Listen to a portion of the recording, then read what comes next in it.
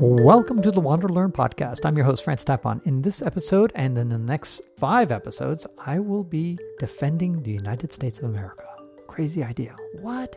Patriotic? Nuthead? What's wrong with you? You probably like Trump too. I was born and raised in San Francisco. I spent about 3 years in Eastern Europe. And throughout that time in those places, a lot of people would level criticisms on the United States. Criticism that I felt went a bit too far. These are not crazy people. These are people that utter criticisms that are quite popular. And by the way, I criticize the United States quite a bit. If you've read my books, I make fun of the country, point out its flaws often. And so I'm not some sort of gung-ho, nuthead, patriotic dude that blindly loves the country that he just happened to be born in by no choice or it was a complete accident. At the same time, I felt that it was time to kind of defend these 5 issues I'll talk about. So each episode will have one of the issues. So I'm going to go ahead and read this popular series that is on my website because I realize not everybody reads and some people prefer to hear things on a podcast. Part 1 will be about defending American foreign policy. Part 2 is defending the CIA. Part 3 about American smiles. Part 4 is about American ignorance. And the part 5 will be defending American culture. Let's start with part 1, which is defending American foreign policy, and I'll read from my website and hope that you will share and enjoy it.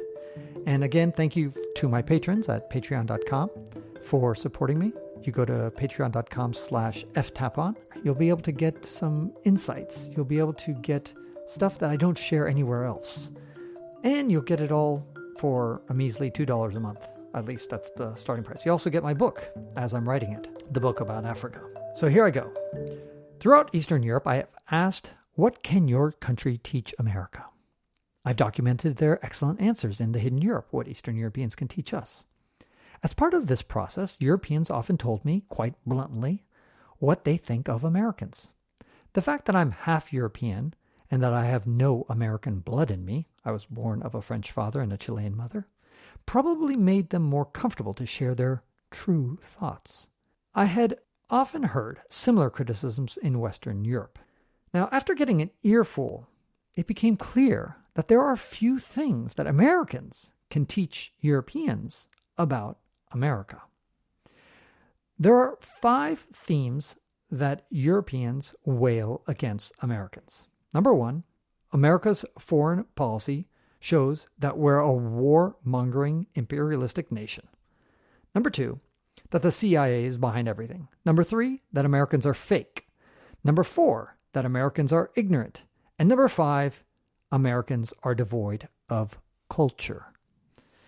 There's a lot of truth to these 5 criticisms. In fact, in my book, I often make fun of these things. However, let's load up the aircraft carriers and the stealth bombers and blast away at the 5 most common criticisms about Americans. Let's start with the first one, and then the other podcasts will address the other 4. You're welcome to jump and listen to whatever podcast you like. So let's start with part 1. What Americans can teach Europeans about American foreign policy. Now, Europeans say, America is imperialistic. It starts wars, and the CIA is everywhere. True. America's foreign policy is indeed aggressive. However, let's examine this more closely. First, it's important to realize that at any point in history, there is at least one superpower or empire. You can't get around this. Some might whine, but why does there have to be a dominant power at any given time? Why can't all nations just be equally powerful? Well, you don't need to be Machiavelli to see how cute and idealistic such a question is. The short answer is power is relative, so whichever country is relatively more powerful than nearly all the others is the superpower du jour. Accept this like you accept gravity. The world has seen many empires.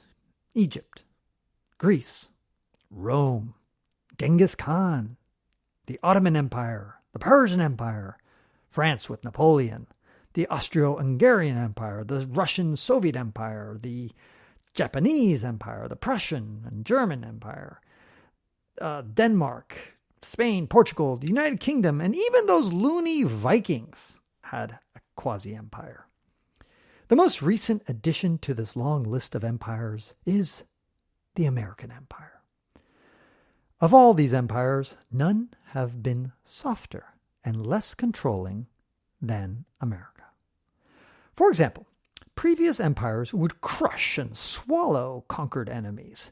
When Rome conquered a new land, that land became part of the Roman Empire. When Spain, Britain, France, and the Dutch conquered the New World, those territories effectively became states under their empires.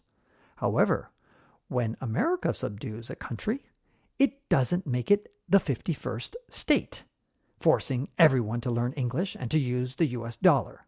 For instance, after helping liberate Europe in World War II, America didn't try to put any Western European country under the United States like Russia put Eastern Europe or Central Asia under the USSR in the 14 Soviet republics and the various Eastern Bloc satellites that it had.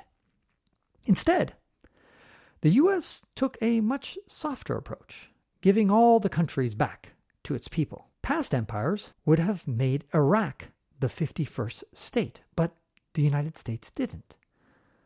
Although America sent its military to several Central American and Caribbean nations in the 20th century, it never made any of those territories a state, even though it easily could have. After World War II, it controlled the tiny Pacific island of Guam and kept operating foreign military bases there, which had been set up to fight off the more aggressive empires of Nazi Germany and Japan. However, the United States didn't make Guam the 51st state either. In short, previous empires always expanded their territory directly, often imposing its government, its language, its currency, and culture. However, America has, at least since the 20th century, shown remarkable restraint. Yes, the U.S. acted like most empires in its early history, but it has never been as powerful as it has been in the last 70 years. But it hasn't added a state to its empire since then. Some say that's because we're no longer in the day and age when such blatant empire building is acceptable. Yet, Russia added plenty of countries under its own belt after World War II, when it did it through the Soviet Union, and that wasn't that long ago. Moreover, previous empires would expand when they could. Napoleon, Hitler, and Genghis Khan conquered the land around them because they could. Yet, how easy would it be for the United States to conquer Canada, or Central America, or a few Caribbean islands? Indeed, just 150 years ago, American troops marched all the way to the capital of Mexico, forcing the Mexicans to surrender. Instead of slicing all of Mexico into American states, which is what previous empire builders would have done, the U.S. bought only the contested land from Mexico and assumed all debts Mexico owed to Americans. That's quite different from Europeans who would not only take the land without paying, but would also force the loser to pay reparation. Moreover, previous emperors would never let such a juicy target like Canada just sit there. They would invent some phony war to rally Americans, claiming that we must unite Alaska with the United States by swallowing Canada up, making one contiguous nation. It's like Germany absorbed Austria before World War II. By absorbing Canada, the United States would surpass Russia as the biggest nation in the world, something that would be irresistible for any empire builder. However, we are not only pretty nice to the Canadians, we even let them beat us in ice hockey. Now, America is not a saint. Its early history, especially regarding the Native Americans, is filled with evil acts. Today, America can still be brutal, tyrannical, hypocritical, and unjust. There's no doubt about it. Americans are humans, after all. All nations have done terrible acts to not only its neighbors, but to its own citizens. And America is guilty too. Moreover, it's true that Americans enforce their imperialistic domination through economic and diplomatic arm twisting. America may not own Mexico or Canada, but those countries and many others often have to bend to America's will. On the other hand, what country wouldn't exercise its power? If Slovakia or Lithuania really wanted something for its people, wouldn't it twist a few arms to get it if it could? Governments serve its people, or at least its politicians. That's their job. So if a government can help its rich get richer, its poor get jobs, its businesses get new markets, its economy get bigger, or its standard of living get higher, then the government will do it. It would be bizarre if they didn't. Therefore, it's natural that the U.S. will play dirty games to get its way. However, compared to previous empires, America's methods are far less cruel. Whenever you see America twisting someone's arm, ask yourself, what would Hitler, what would Stalin, Napoleon, Genghis Khan, Caesar, or the pharaohs have done? Would you prefer that?